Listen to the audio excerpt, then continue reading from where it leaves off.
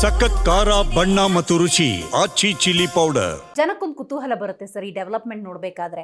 ಅಂದರೆ ಆಗಿದೆ ಅನ್ಯಾಯ, ಕೊಲೆಗಳಾಗಿದೆ, ಸಾವುಗಳು ಸಂಭವಿಸಿದೆ, ಇಂಥ ಸಾವುಗಳಾಗ್ತಿದೆ ಅಂತ ಧ್ವನಿಯನ್ನು ಒಂದಷ್ಟು ಜನ ಎತ್ತುತ್ತಾ ಇದ್ದಾರೆ. ಅವರಿಗೆ ಕಾನೂನು ಸಪೋರ್ಟಿವ್ ಆಗಿ ಇದೆಯಾ ಇಲ್ವಾ?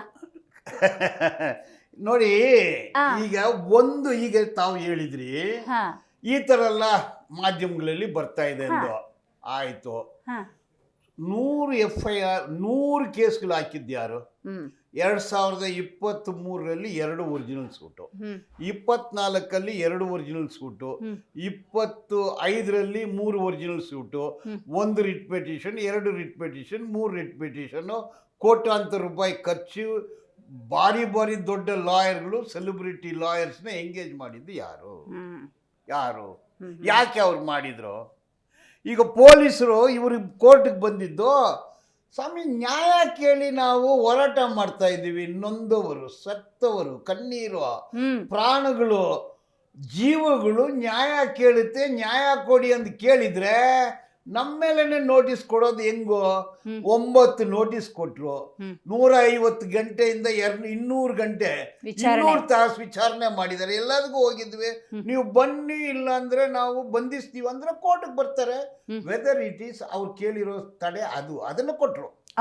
ಅಂದ್ರೆ ಒಂದು ಹಂತದ ಜಯ ಅಂತ ಪರಿಗಣಿಸಬಹುದು ಅವ್ರಿಗೆ. ಇನ್ನೊಂದು 211A FIR ಎಂಗ್ರಿ ಮಾಡಿದ್ರಿ ನೀವು. ಅದನ್ನ ದೂರು ಕೊಟ್ಟಿರೋನಿಗೆ ಯಾರು ತೀರ್ಮಾನ ಮಾಡಿದ್ದು? 211A ತೀರ್ಮಾನ ಮಾಡಿದ್ದು ಯಾರು? SP ನ ASI? ಅಂದ್ರೆ ಸರ್, ನೀವು ಹೇಳೋ ಕಾಂಟೆಕ್ಸ್ಟ್ ಅಲ್ಲಿ ನೋಡೋದಾದ್ರೆ, ಅನ್ಯಾಯದ ವಿರುದ್ಧ ಹೋರಾಟ ಮಾಡ್ತಿದ್ದಾರೆ, ಅವ್ರನ್ನೇ ರಿಪೀಟೆಡ್ಲಿ ವಿಚಾರಣೆಗೆ ಒಳಪಡಿಸ್ತಿದ್ದಾರೆ ಅನ್ನೋದಾದ್ರೆ, ಈ ಹೋರಾಟಗಾರರು ಯಾರ ಮೇಲೆ ಬೆರಳು ಮಾಡ್ತಿದ್ದಾರೆ ಅವ್ರ ವಿಚಾರಣೆ ಆಗ್ಬೇಕಲ್ಲ ಸರ್? ಹೇಳ್ತಾ ಇದ್ದೀನಿ ನಾನು. ಈಗ ಆ ಕಂಪ್ಲೇಂಟ್ ನಾನು ನೋಡಿದೆ.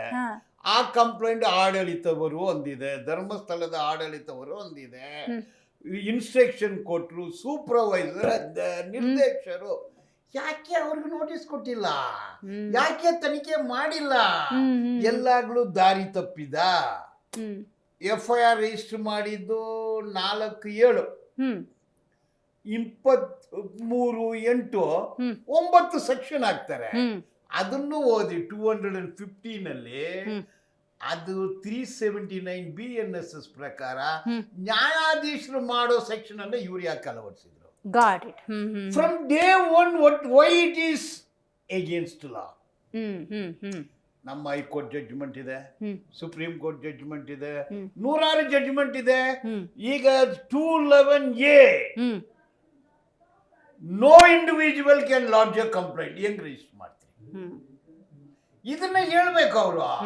ಅದು ತಪ್ಪು ಮಾಡಿದ್ರೆ ನಾನೇ ಪೆಟಿಷನ್ ಹಾಕಿದ್ದು. ನಾನು ಈ ಕೊಲೆ ಬಗ್ಗೆ ಏನಾಗ್ಲೂ ಬರ್ದಿದ್ದೀನ, SIT ಬಗ್ಗೆ ಏನಾಗ್ಲೂ ಬರ್ದಿದ್ದೀವ? ಏನೂ ಬರ್ದಿಲ್ಲ.